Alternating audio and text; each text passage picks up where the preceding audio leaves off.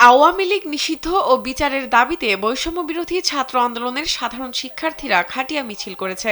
বৃহস্পতিবার রাত 7টার দিকে ফরিদপুর প্রেস ক্লাবের সামনে থেকে মরদেহ বহনকারী খাটিয়া নিয়ে মিছিল বের করা হয়। মিছিল থেকে আওয়ামী লীগ নিষিদ্ধের দাবিতে বিভিন্ন স্লোগান দেওয়া হয়।